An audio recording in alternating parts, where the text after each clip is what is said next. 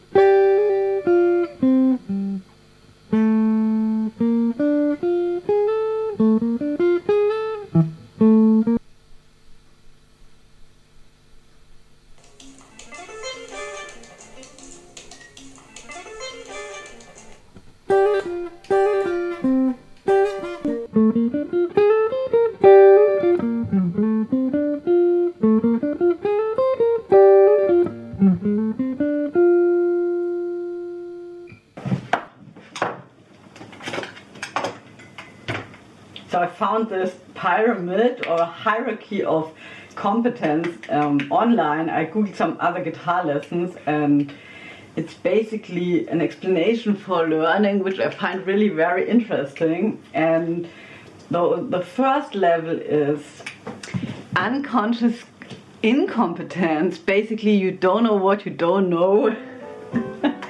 And it made me think so much about all my plans, for example, especially for transcriptions, right? So I'm going to transcribe this solo and then I'm going to sort of have it down in a week and then I can play it, I will understand it. It sounds really easy, right? So let's do that.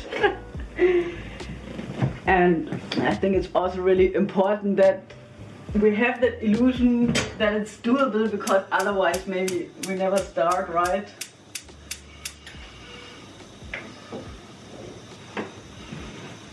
And also another thing that has been mentioned that I find quite interesting is that you can also deny that a skill is useful, right? Like, so I don't need that, right? Because it's, you know, new and maybe I can't do it.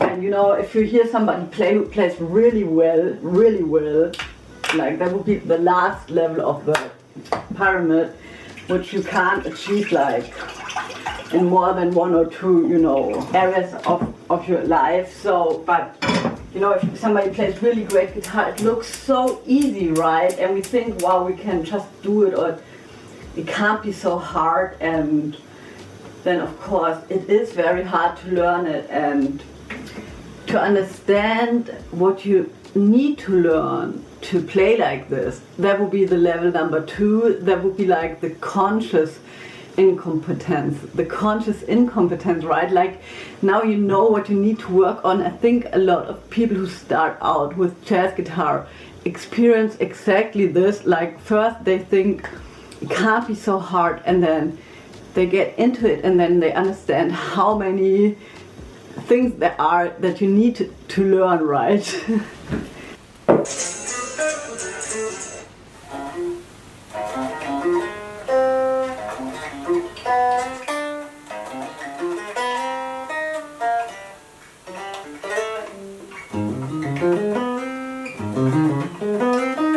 And